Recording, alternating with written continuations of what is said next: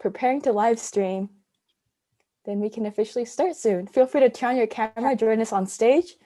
I'm just waiting for the progress bar to finish loading.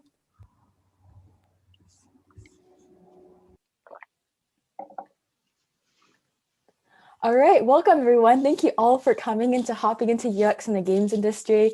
I'm Grace, and I am the founder of Design Buddies, which is what we are. We're a community of almost 17,000. We're a community of 17.5K members, and we have a bunch of free events and wonderful resources and mentors like we have here.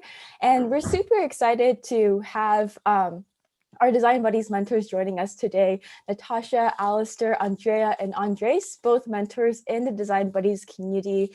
Natashia has previously been on for UX Hiring Managers Demystified, which is on our recording, which is recorded on our YouTube channel. And Alister, Andreas, and Andres have been helping out with the Game UX panel and also for our Game Jam, which happened in December. So make sure to check those out as well. We're super excited to have them on again here for a discussion, a quick chill, a really chill and very informative fireside chat about hopping into UX in the games industry. And for the format of this event, Maggie will be helping out. Maggie is one of our events coordinators and head of the game club at Design Buddies, and she will be sharing some helpful links in the chat as well. And we will have a networking sheet where you will be able to connect with fellow buddies and also with the panelists and everyone at Design Buddies. So y'all can meet each other who are all passionate games and connect with each other on social media and on Discord. And for the questions, we got nearly 100 questions submitted, and we will be trying to go through as much as we can. We also want y'all live here, showing up here to pick questions. So make sure you submit questions on Slido and upvote questions you really want to be asked. And so, yeah, and then this event will be recorded. In fact, it's live stream right now. So there's gonna be buddies watching us on YouTube Live. So yeah, with that said, we can do a quick round of intros. For intros, we can do a little background about how you got to where you are today, kind of like what industries you've been in, each 1 or 2 minutes each. And I'll start with the order of my screen. So we can start with Andreas. Hello. So my name is Andres. I've been a UX researcher for over 5 years. Funnily enough, I work with the school that I went to. I work with Full Sail University. Before this, I actually came from an engineering background, and also I used to be a translator. What else? Awesome. Yeah, anything you want to share. But yeah, awesome. Thank you for coming. We're going to go with Andreia next. Hi, everyone. I'm currently an experienced designer at EA working on AAA games, so PC and console. Before, I was working on mobile games, and I've been in the industry for around 5 years now, but haven't been designing the whole time. When I started my career, I was a UI engineer first, so I did 2 years of that, and then kind of transitioned to an experienced design position. On my free time, I mentor on ADP List and on Design Buddies. So if you want to connect, we can connect there. I also start a lot of side projects I never finish. I can relate to the start a lot of side projects and never finish part as well. And we're out to you, Natashia. Natashia's actually on my team at EA, so we're super excited to have her here. Thank you, Grace. And I can relate to Andreia about starting projects and never finishing them. Hi, buddies. I'm a senior manager of product design in EA. So I had a broad experience in the intersection of design, data, technology, and marketing. What I do at EA is I lead a team of enterprise of product designers, not game designers, unfortunately. I'm sure they are more fun. Actually, I shouldn't say that. That is going to go forever, and my team's going to go after me. So you're both fun. So my role is building cross-functional design teams, developing sustainable processes, retaining and developing talent. So I've been in different disciplines of design. I started as a graphic designer. I designed typefaces. I created 360 advertising campaigns for luckily prestigious global brands. And then I co-run my own boutique design agency previously. And prior to EA, I was leading design teams in the #1 global consulting firm. I'm really passionate about design mentorship. So I'm also on ADP List and Design Buddies. Feel free to connect with me if you want. I promise I won't bite. And then in my spare time, I share truths and positivity in beautifully designed 3 words. It's just like, typefaces are my passion, so I can't run away from that. Check it out. It's called 3 Word Truth. And my favorite game is Animal Crossing. Really sorry, EA. So I'm gonna pass it on to Alister. I could say that game developers are more fun. Hey everyone, thanks for having me. I'm Alister. I'm currently on the Sims 4 team at EA. Prior to games, I was in the web design industry, doing a lot of e-commerce, more marketing. My background is in animation and graphic design, so I did, I guess traveled or journeyed my way through, a lot of animation industry, and the more of the print and publication side of design. I've been in the gaming industry for about, I don't even know how long it has been, but it's been a while. I started off doing mobile games, doing a lot of casino games, a lot of war match 3 type of games, and now I'm on Sims 4, like I said earlier, in more PC and console games. My favorite game is Pokemon. I'm super excited about the the remake of Brilliant was it Brilliant Diamond? I totally forgot right now. But yeah, I besides dance, I also dance. I'm a dancer on a hip hop team. And random fact, I have an Instagram famous dog. So Awesome. Thank you all so much for sharing. I also love Animal Crossing and Pokemon and The Sims as well. I really love the casual games and stuff. But yeah, one of the most common questions we got asked was submitted on Luma is, what is the difference between game UX, working in UX and games, and also working for UX and enterprise? And anyone is welcome to chime in. I can start. You all feel free to chime in. People on the panel, I mean, or even Grace and Maggie as well. So we both have the same fundamentals, I would say. And then we both UX in both disciplines basically inform product strategy and also inform how the game strategy would be. And we design experiences that would meet the business goal. So that's the similarity. As far as what skills that can port over, fundamentally they're the same, right? We all centered our designs based on user needs. What's different though is the area of expertise and also the application. Like it will take me some time to pick up how do game designers actually design a navigation versus how I design navigation for a website. So that's fundamentally the difference there. I agree. Was crazy. I agree with Natasha there. I feel like fundamentally UX is still the same. You're still applying the same understanding. You're still problem solving. It's just a different realm. You do use different software. Different game engines while you're in game development, and those are things you can learn on the job. I feel like, or even when you're not, when you haven't found that game job yet. There's also Unity, where you could use. It's completely free. There's also other game engines that previously we had a game jam at Design Buddies and really promoted kind of that that environment where you could experience games. I think a big point in that is I feel like there's a misconception of being in games you have to automatically jump into a 3D space or a game space, and there's a lot of pre-production that goes into making games. And it's kind of like what Natasha is talking about, how we're still doing UX. Awesome. Thank you all for sharing. I actually did both a game design and enterprise design, kind of did a little bit of both while I was in school as well. But yeah, so we're going to start with some questions that were also submitted in Slido that was upvoted. And so I'm thinking we could begin with like kind of what resources would you recommend starting in game UX, ask in the chat, and we'll alternate between ones that are upvoted in the chat and ones that are submitted in the Luma.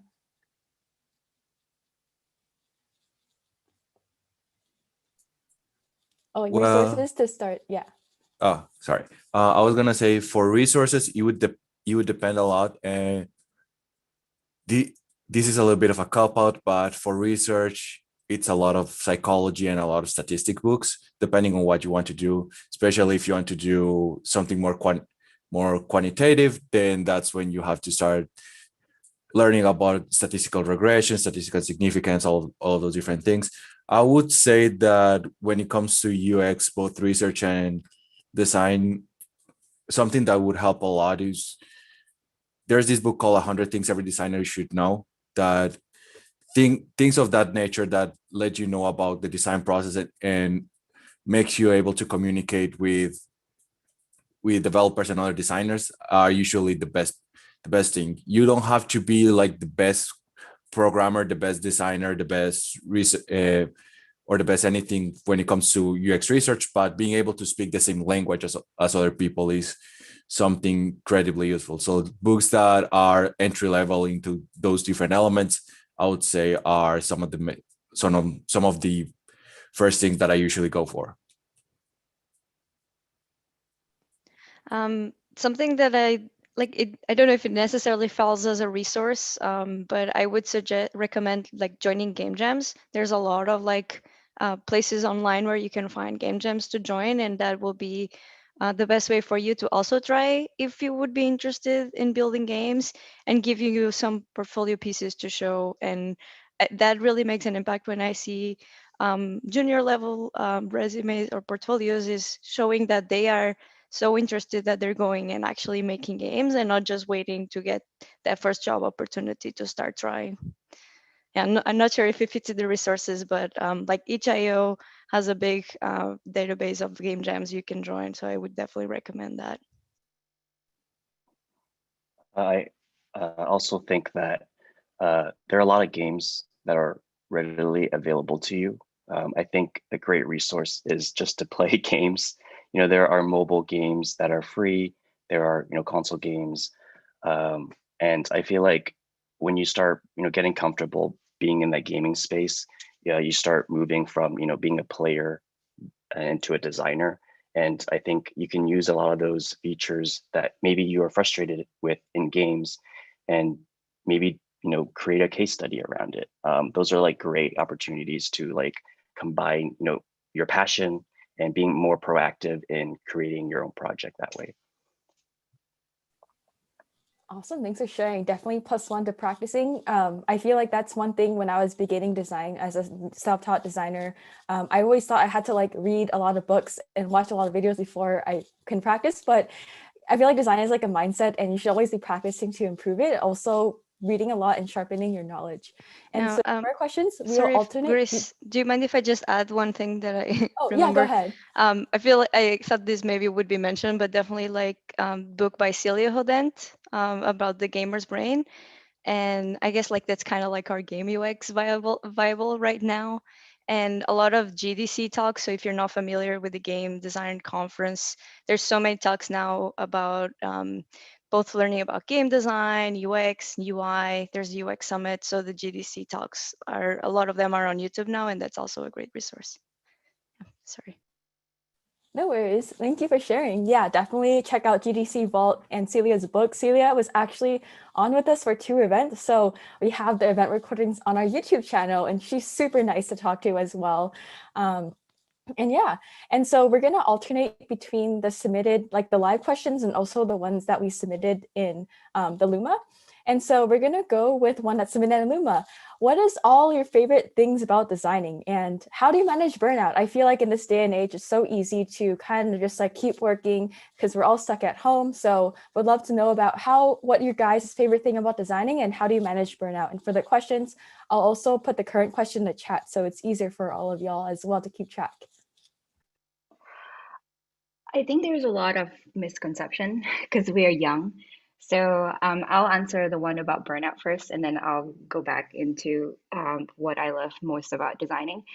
So our energy is not infinite, you know, and while we are having fun, it is so hard to just keep track of like our energy and whether we are tired or whether we're heading to a burnout. It's so hard. So I'll encourage everyone here to keep maybe track a diary to track maybe a week or maybe a month of what tasks, what scenarios, what people even what chores or what projects that gives you energy, and then weigh that against what gives you energy and what gives you joy. Because sometimes, you know, for example, designing a visual design might give you joy, but it might not give you energy, right? So by keeping track of that, you'll be able to figure out what gives you energy, and you want to do more of that so you can replenish your energy. And you don't have to like keep trying to figure out why you feel tired all the time, why you like, you know, why you can't, you keep staring at the screen for the same deck, the same page for 2 hours without making any progress. So that has been something that's very helpful for me throughout my career. As far as like what I love about designing is problem solving. Nothing gives me more energy and, you know, encouragement and motivation than problem solving. It could be design, it could be design mentorship, it could be anything. As long as I can solve something and iterate on it, that gives me so much joy and energy. I definitely agree with Natasha there. Energy, I feel like, is a big part of, I feel like, in design, because I feel like designers were such a creative being, and there's a lot of energy that we give out. And one of the things we learn as a UX designer is empathy. And I've been saying this to a lot of my mentees. I see some familiar faces. Is we teach designers how to show empathy, but we don't teach designers how to show empathy for yourself. And that's kind of like a bigger thing where, going back to what Natasha was saying, of learning to say no is also a big thing. Kind of, maybe it's because we're young, I don't know, maybe, but like we have a lot of energy, we want to try a lot of things and do a lot of things, but burnout is a real thing. And there are times I feel like personally where I have stared at maybe a design for too long and being like, what am I doing wrong? What is it? I'm just moving pixels, right? Like I'm not actually working here. For me, I feel like what has helped me personally was doing other creative things. So like I said earlier in my intro, I dance, and dance has been helping me, manage that kind of burnout. Doing something else that's also as creative. I write a lot. I've been secretly singing, but don't tell my boyfriend. But but that's also just been kind of like a fun thing to express, my creative outlet that way. Naya, if I can add on to there, both agree both points. I think also it's good to know that burnout is an accumulation of things, right? It doesn't happen overnight. And also like treating burnout can be different for everybody. So I think it's also helpful to seek out professional help. I know that when I was suffering through burnout, I knew I was suffering through burnout, but I didn't know how to alleviate myself, right? Essentially, weird wording, but I sought out help, and that helped me think through things a little bit better and understand what works for me. So, reaching out for help, do it, like, because it'll only help you in the long term. Don't try to feel like you need to figure out everything by yourself.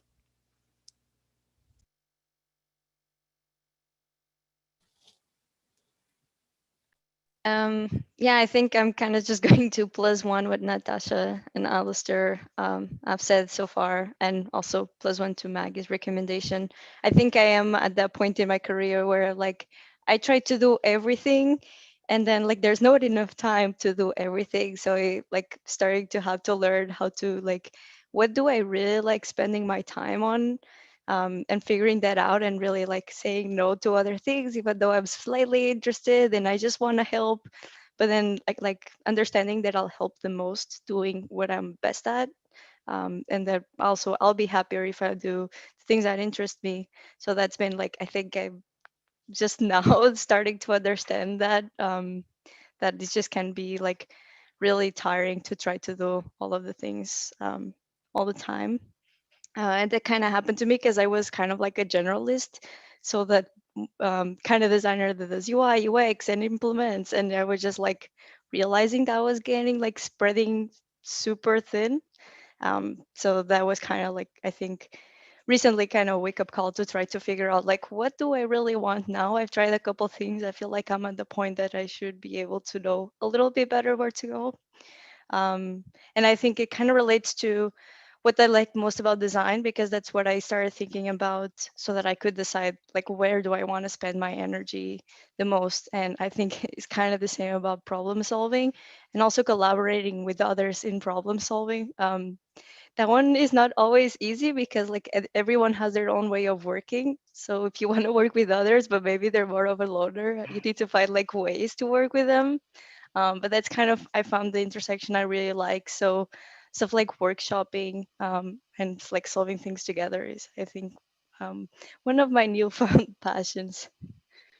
I think you touched upon something that's really good there, Andrea, like the fear of missing out, the fear of like, okay, I have this great opportunity. How do I like, let it go because it might not come back? But truth of the matter is that opportunity will come back because you will still be in the industry. You will get to know more people. You will be talking to strangers. You will be like working with new people. So that opportunity will always come back. So don't fear the declining something that does not feel right to you, or don't fear declining something that sucks your energy, or when you are in a burnout, because the output that you are going to put out if when you're a burnout is not going to be what you will like, and that could also hurt you professionally. Hopefully not, but sometimes it does.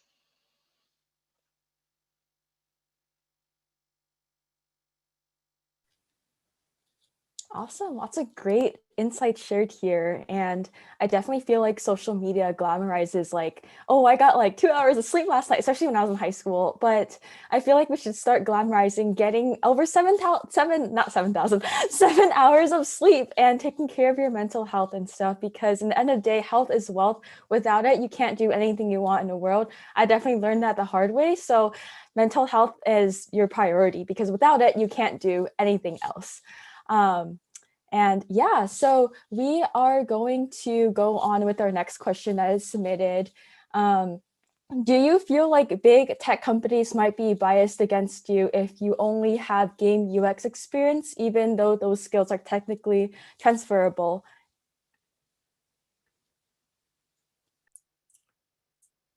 I would say not really. I've talked with a couple of people from traditional tech companies and with companies in social media, and usually what they actually happens for me, it happens the opposite way, is that they're like, oh my god, I don't know how UX research works in video games, could you explain a little bit more about that? And that's actually a bridge that helps you connect with them a little bit more and get them interested in your experience. And then once you start explaining, you're like, yeah, it's 95% the same thing, but the 5% that is different is this and this. So in my personal experience, I don't feel like it has been a big deterrent when I'm talking with someone in a quote unquote more traditional industry. But I mean, that's from the side of research. So I don't know if that would be different in design.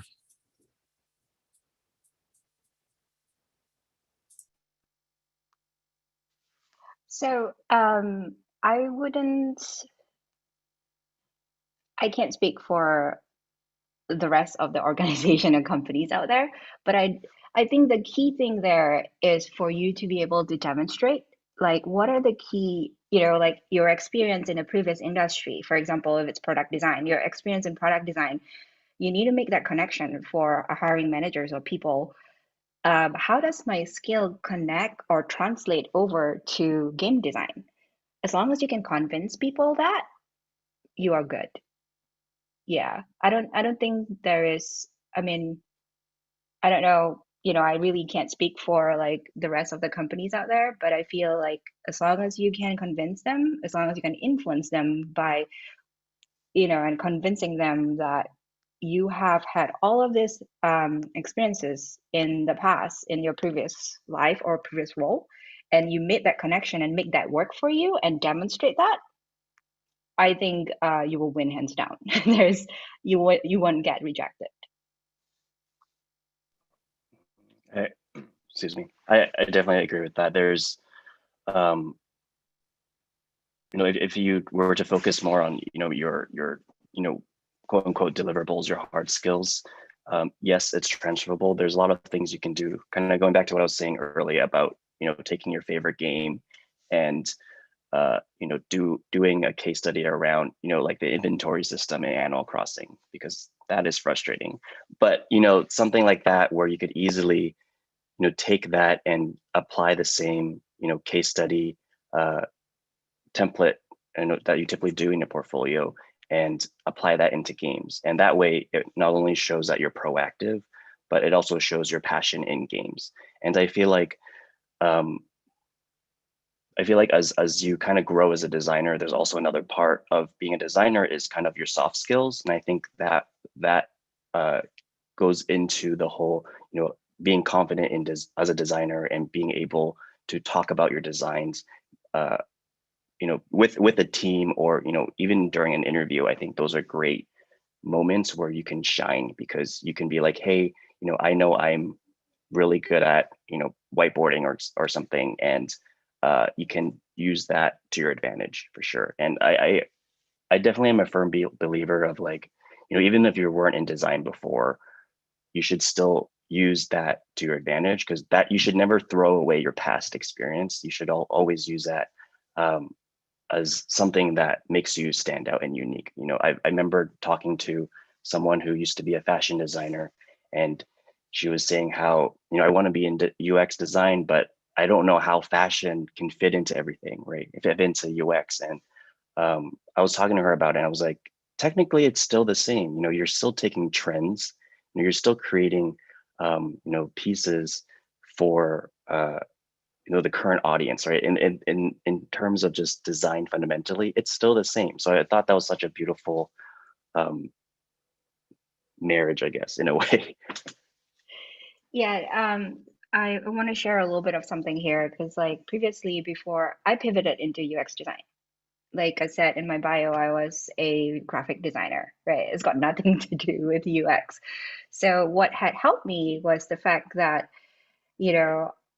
being strategic into how I ease myself in, and using all of the skills that I have already. How do I ease myself into UX design? So the first thing that helped me was to figure out, oh, I have visual design skills. So I kind of eased myself into that role, and that kind of just took off from there. So look for instances like that you have. So if you are, I think I spoke to a mentee before. She was hosting a lot of esports games. So she has a lot of this like knowledge and like domain knowledge, right, about sports, games, esports, and games. So she can definitely take that into like mobile game design, for example, or any other UX design, because she has that domain knowledge that would help her in UX design.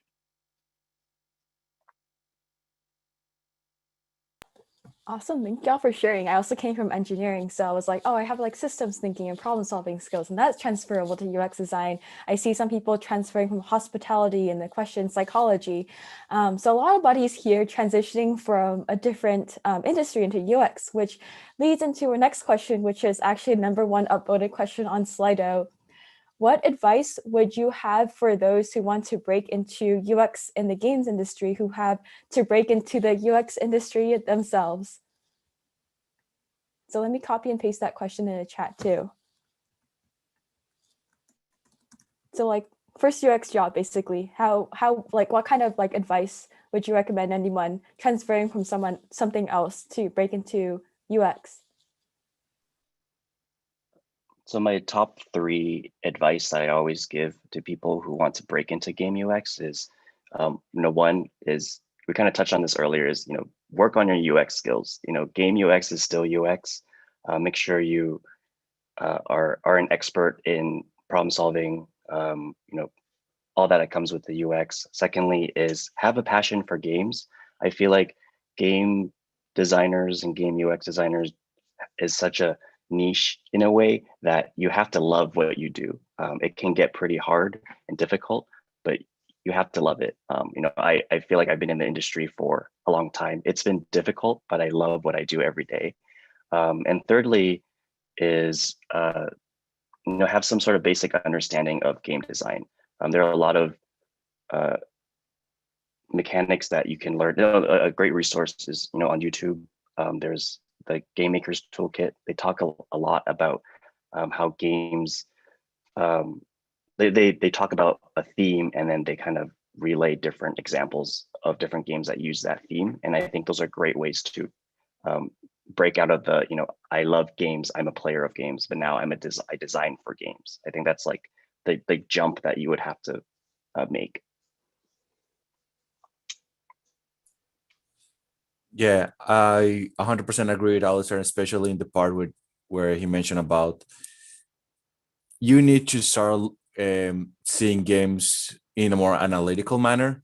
So especially for research, you need to start looking at things about on a more of testing and UX, and for lack of a better term, UX perspective.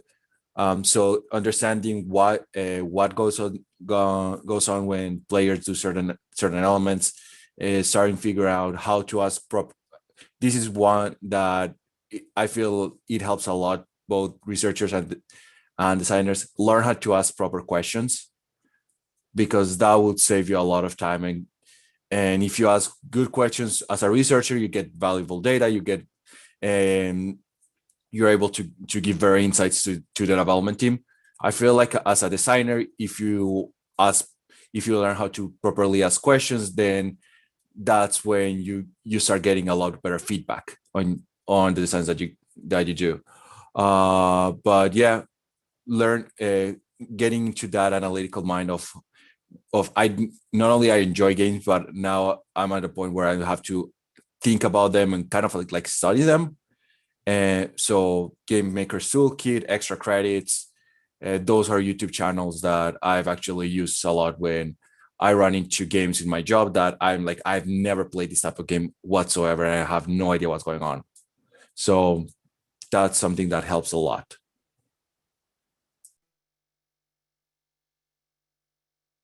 I'm on mute. Sorry. I want to call attention to something that was posted in the chat. So Ivan Craigo, sorry if I mispronounce your name. You said you landed your first job this week. Congratulations. And it's your first UX job, but it's not in gaming. And that's fine. You can use that as a stepping stone into breaking into an industry that you're interested in.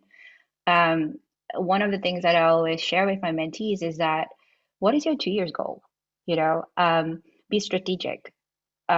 Use that 2 years goal to chart the path for you towards getting into, if your 2 years goal is to be in a UX design, gaming design. So then use that 2 years goal as a path, like to chart your path forward. So like, Ivan, even if you got a job in education, the skills that you will amass or like the experience that you will gain can still port over to gaming in the future. Yeah, and I think kind of to add to that, I think even you don't necessarily need to start in UX, because as long as you have that goal of like in 2 years, I want to be in gaming and UX, I feel like you still have the choice. Do I want to start by like focusing on my skills in UX design, or do I want to start by just trying to join the game industry in another position, but learning about how games are made? And when I'm there, I can learn from UX designers on the team. So like even when you have that goal, there's multiple paths to get there that are not just like different industries as a UX designer, but also within the industry, different positions, because though like that's kind of the two things that you need UX design skills and you need industry knowledge to know how games are made. They both will be valuable for your goal, and you can pick where to start. Awesome. Thanks, y'all, for sharing.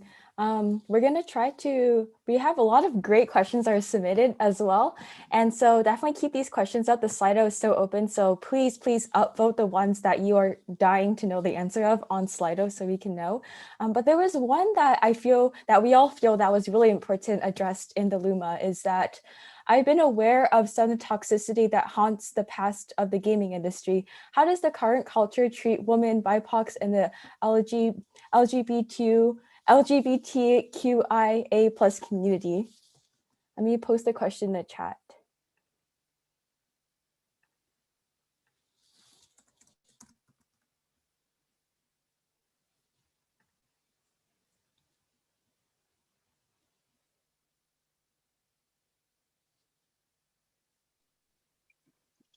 I can jump in and answer that. I can speak on behalf, not on behalf of EA, but I think as a EA employee, EA has a lot of ERGs, which are employee resource groups, and they are basically communities of people who identify with for example, there's like a women's ultimate team. There's also LGBTQIA plus Pride ERG at EA, and a lot of those. Let me go back. A lot of these ERGs were the main reason why I joined EA in the first place. I feel like when a company can value you as an employee, I feel like I can express myself more individually and I could do my best work that way. I definitely have been in situations where in different gaming companies where I felt like I couldn't be myself. And that definitely affected me mentally and affected my work in the day-to-day.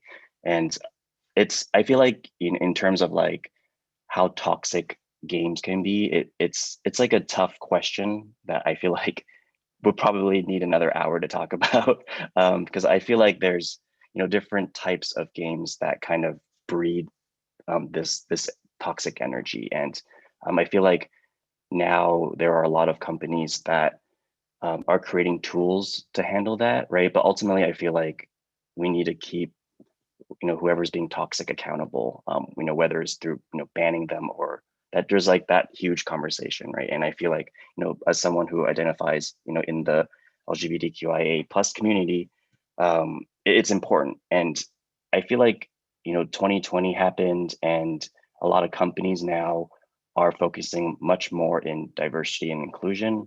I can talk about Sims 4. We did release more skin tones. We made much more hair options. We also created more packs where it focused more on I think we what was the pack called, Grace? I totally forgot now. The most recent expansion pack where we focus more on Japanese culture, right?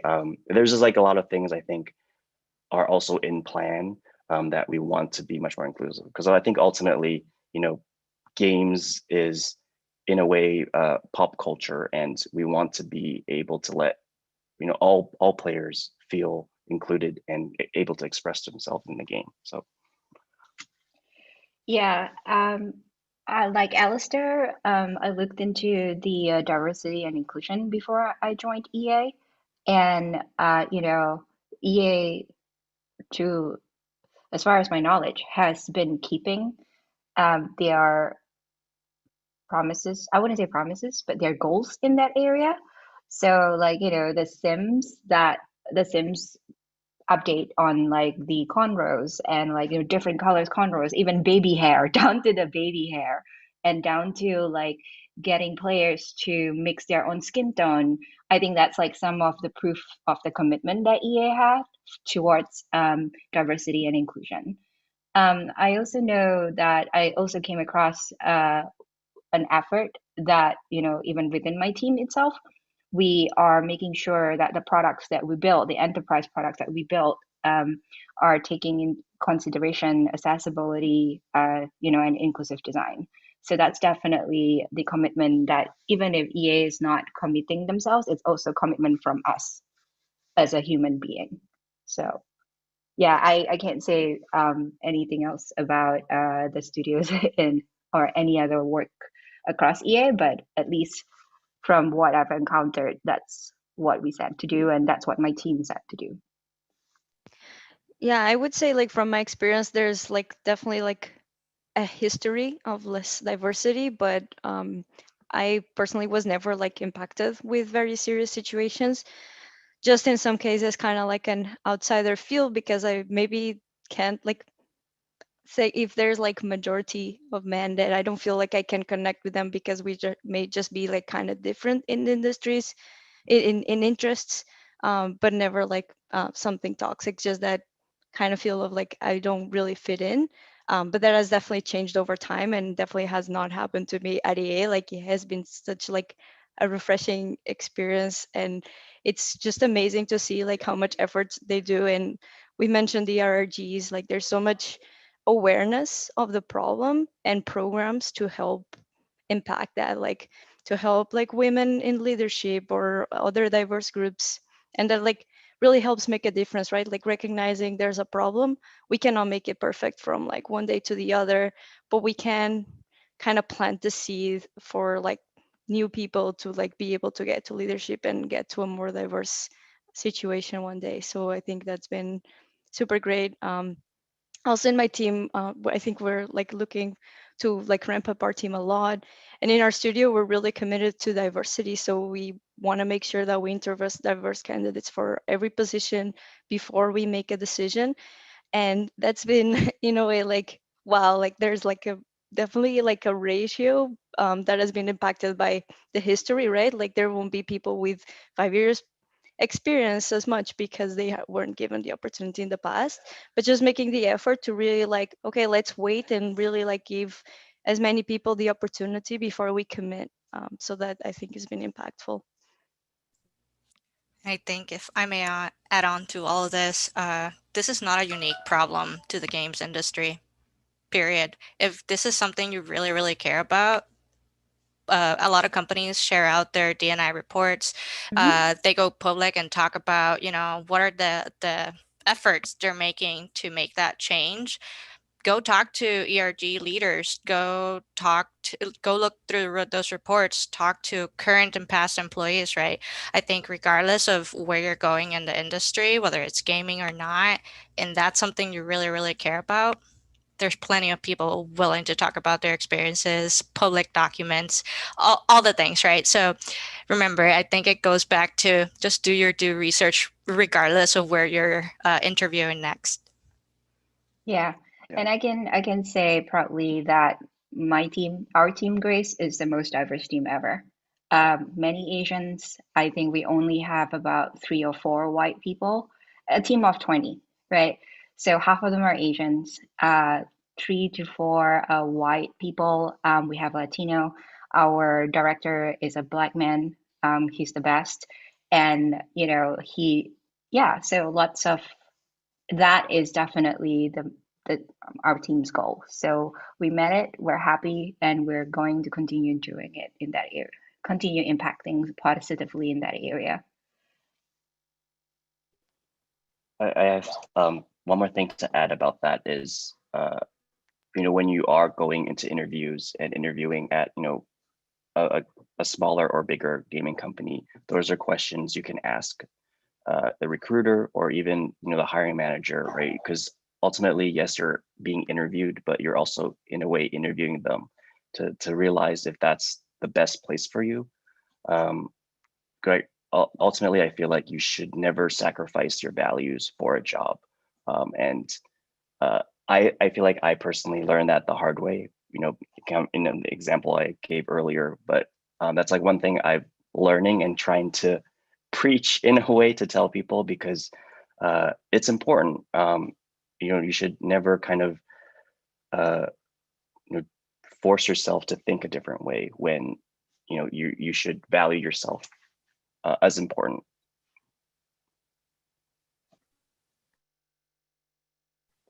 Awesome. Really important insight shared here.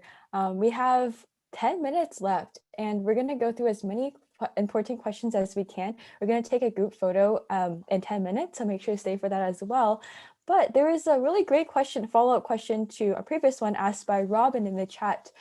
So Robin asked, how can you navigate with smaller companies that newbies are probably most likely to be hired that won't have a robust diversity and inclusion mandate like EA?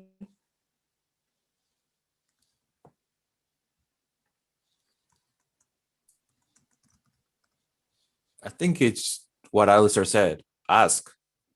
Like an interview is much, it's as much as they want to see if you're the right fit for them, as much as you wanting to see if you're a fit for the company. So if they don't have, if you could ask something from a company and you feel like it might not be a good fit, don't be afraid of walking out.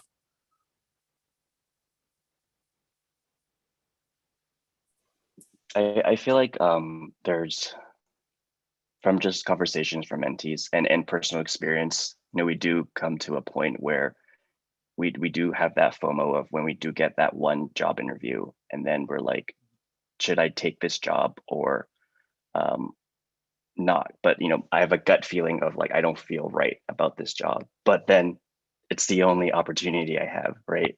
And those are kind of the moments I feel like you would have to kind of stand back and kind of reflect on what you like. You should really be true to yourself, but that's coming from someone who's who have a job, right? And it's a very, in a way, privileged thing to think about.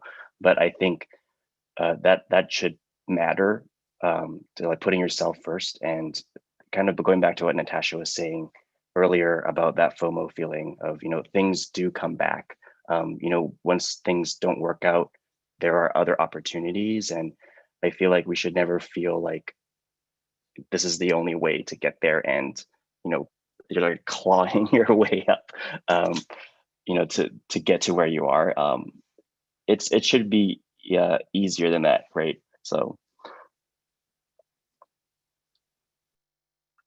Yeah, it's I think this one is really helpful. I feel really old for sharing my experiences, by the way.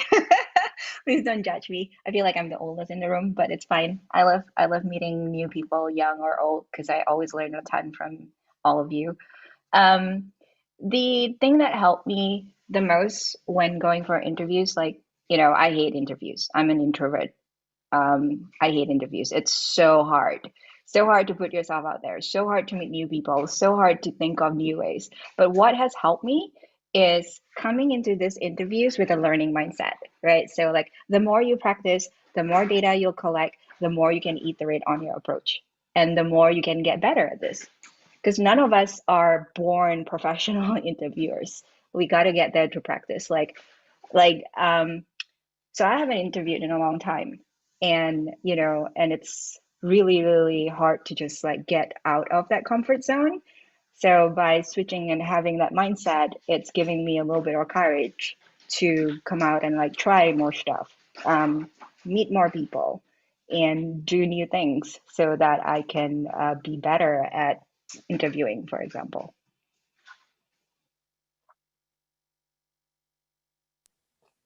Awesome. Yeah, definitely interviewing does not come natural to me. Sometimes I feel like I'm like an extroverted introvert. I really love anyway, but yeah, definitely plus one to interviewing. And yeah, great question to ask, like during the last few minutes of the interview, like when the interviewer asked, like when the hiring manager asked, like, do you have any questions for me? That's a great time to slide in a diversity and inclusion question. Like what is your company doing for diversity and inclusion initiatives as well, to find out a little bit more about that. And we're gonna, for our next question, we're gonna go for one that's submitted in the chat about UX research. And so the person who submitted said, I've been told by a mentor in the games industry that entry-level/junior UX researcher roles in gaming is just not a thing. I also haven't seen them on job boards. This gives me hope that that might be wrong. Do you have any specific resources you recommend finding junior UX researcher roles in the gaming industry? For Andreas. Well, funnily enough, sometimes they don't even call that way. A lot of entry-level user researcher jobs are called lab assistant, user moderator, analyst. So they have different names. That's why you're not finding them. So that's something that when I found out about that, I was like, oh, so that's why, and that's a thing.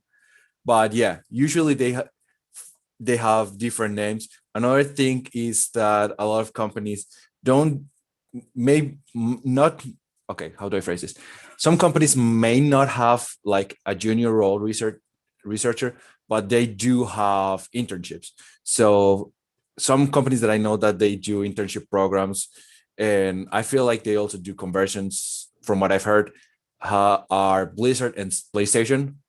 So look for internship because some of those would say straight up user research internship. So those are a good option. And then looking into those other things, sometimes like I mentioned, there might not be called user research at all. So they might call analyst assistant, lab assistant. I think one of them that I run into very recently, this was for a fintech, but it was called user research coordinator, which it's funny because it sounds like a senior role, but once you start reading the description, it was like, oh no, this is an entry level industry user research position. So sometimes you don't see them because literally they have different names. To Andres's point, do your research, right? And maybe speak to Andres and schedule that time on ADP list or any of us, because we do have a lot of junior researchers even on our team. So I think just be very strategic into how you want to get into the gaming industry. Like even within this panel itself, right? I'm from enterprise. Alister and Andreia and Andres are from gaming industry. So there is the UX research positions are not just limited to game UX. There are other UX research positions within the gaming industry.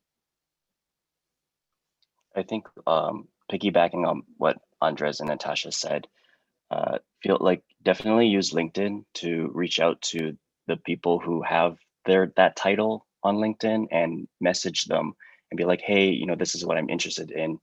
At least make that connection first and that relationship, and then it would definitely benefit you in the future if there happens to be a role, or maybe they might be a new role coming down the line and it's not even on the job board yet. I mean that applies to all roles. I think because now we're all in a remote situation, definitely use that to your advantage.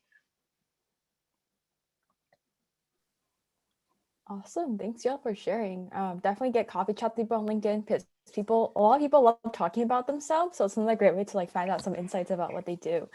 Yeah, we have 3 more minutes left. We're going to go with one really quick question that was also submitted and also upvoted. I'm going to copy and paste this in the chat as well. I prepared here.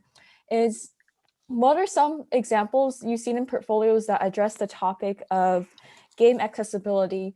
And just kind of on a topic of portfolios, what makes a good portfolio piece for UI UX? I know, Alister, you talked about doing case studies.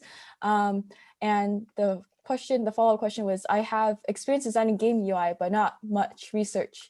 Is the case study showing research necessary? I know there's a lot of questions, but we could kind of focus on what are some examples of good portfolio pieces, and also examples that you've seen address game accessibility on the topic of diversity and inclusion. That's 3 questions in one, and also, well, 2 minutes is not enough. So I'll go quick. I feel like there are amazing examples of portfolios. I think if you were just to go back to LinkedIn, I think there are a lot of professionals in the industry who have great portfolio pieces to look at. And in terms of accessibility, I feel like there are a lot of not only AAA games, but there are indie games who address accessibility extremely well. There are a lot of examples, a lot of resource also on YouTube that talk about games that do accessibility amazingly, and even criticize a lot of AAA games and why they aren't doing the same things.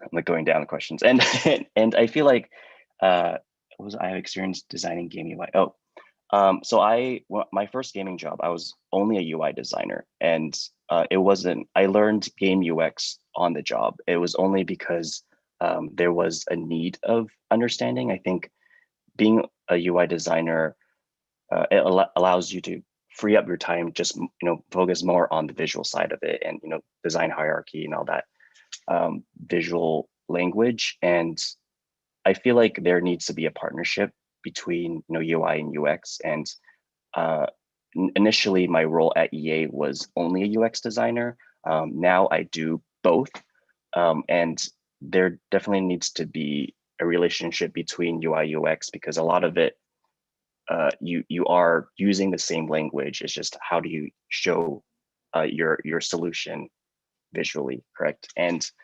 I definitely showing research is necessary. I feel like there's recently have been a huge push into game research. I realized one of the Sims UX our partners is in the meeting, yay! But there's like definitely been a huge push on research, because I feel like design in general is so subjective, and when you have research to validate your design or invalidate your design, it's so important. And I think that goes into games as well. There's that whole, we talk about being immersed in a game, and when you have any sort of flow issue or any bug, for example, that could like immediately take you out of the game. Those are like why you would need research. That's like a quick answer. If anyone wants to talk about it. Okay, so if you ever experience something that you're like, why is this the way that it is, or like this doesn't make sense, it's because they didn't do research. So yes, research is very important for that. In the terms, okay, game accessibility, I'm gonna be honest, I don't know a lot about that. Quick plug: Ian Hamilton is one of the faces for accessibility when it comes to UX research. So go to his Twitter and read what he has, because he is great when it comes to that. Also, the A11Y organization, it's the organization that is mostly focused on accessibility. So that's also some really great resource. What else? Yeah, I think, yeah, and then, like I mentioned, research is pretty much essential, because you, like Alister said, that's what helps you validate or invalidate your design decisions, because otherwise it comes to the subject of everything is a lot of things in design can be seen as subjective and just a matter of different perspectives. So yes, usually we focus on doing research in order to see that if we're building what we should be building for different things. I think Mai in the chat says that there is a games accessibility Discord server as well. So you all can definitely check that out. Yeah. I don't have any additional thing to that. I just wanted to flag that out from the chat. Andreia or Maggie, do you have anything to add? Otherwise, we can do our group photo. I know we're running a little bit over time, so. I think for portfolio pieces, I would go back to my recommendation of like actually doing a game jam and either like doing a case study of your like what you actually did or your process and your collaboration there and your learnings.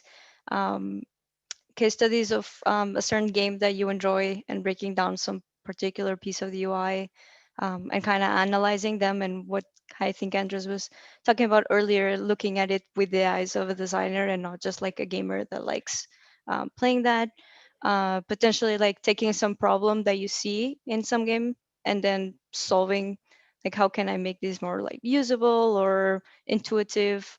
So a bit of a redesign could also be a good portfolio piece. But just like kind of doing something and related to your interests, so that like passion and kind of like potential comes out to the interviewee when they're looking for entry level positions. I definitely agree with that in the sense of, the accessibility part. If you do identify a game that is lacking of that, like, create it yourself, and use that as a case study. I think that would definitely make you a much better candidate, because you're not only redesigning it, for your own pain points, but also for others. I think that's like such a positive thing for sure. Yeah. Also, final shout out. It's Can I Play That? That's like one of the big one for accessibility as well, that I completely forgot about it until like 5 seconds ago. Good call out. That's a good one. Oh, I'm definitely going to check it out. Like all of these resources, they're super awesome. Yeah, definitely check out the chat. There's a lot of good resources that I +1 all the way for accessibility. Yeah, awesome. Yeah, you can also save the chat, and we'll be saving the chat as well. We're going to share all these links in our email afterwards, but in Zoom, you can save the chat. And I know we're running a little bit over time, so we're going to do a quick group photo in our Instagram wave for our Instagram story. So I'm going to give people a few seconds to turn on their camera. Feel free to bring any plushie you want. So for the first, we're going to do a group photo, like a static photo, and then at the end, we'll do a wave. And this will actually, if you see our Instagram stories, do this after every single one of our events as well. So you'll be on TV, and not on TV, but like on our Instagram story saved forever. But yeah, feel free to turn on your camera. I'm going to count down to 10 seconds. Feel free to like bring any object you want to be on camera as well. Make sure to join our community on Discord and connect with all the panelists, and also connect with fellow buddies in the chat to support each other on your way to work in UX in the games industry. We also have a game UX channel on Discord as well, and a ton of other goodies and free stuff as well on our Discord server. So make sure to join discord.gg/designbuddies. And I'm going to count down 5 seconds so people will turn on the camera. I'm going to do keep smiling because there's multiple pages. All right, 10, 9, I'm sorry, I'm going to count on 5, and then we're going to do a wave. 5, 4, 3, 2, 1, say cheese. Okay, I'm gonna do multiple pages.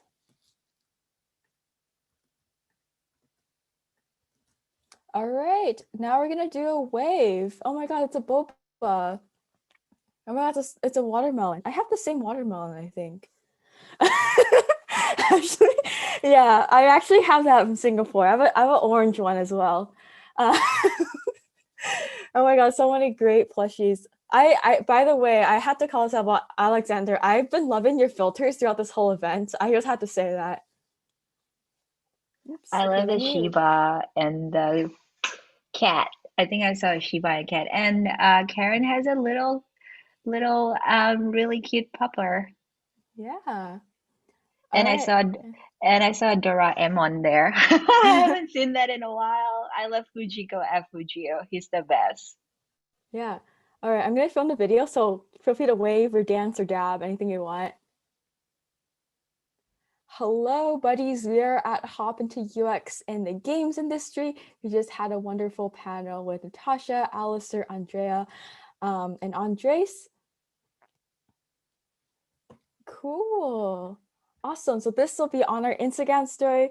So make sure. Oh, I'm sorry, I didn't save that. Sorry, my Instagram. Okay.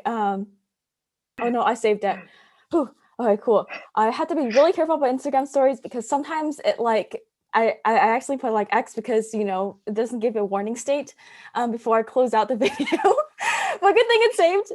All right, cool. Well, thank you all so much for coming. For all the hosts, we're going to stay for really quick retrospectives, but make sure to connect with all of them, connect with fellow buddies on a networking sheet, and join us for future. We actually have future game jams incoming for you as well. So it's a great opportunity to get some more stuff for a portfolio piece. But thank you all for coming. This concludes our talk, and feel free to enjoy the rest of your Saturday. And you can watch the recording afterwards as well, which is saved on our YouTube channel. And with that said, I will start streaming on YouTube Live before I forget.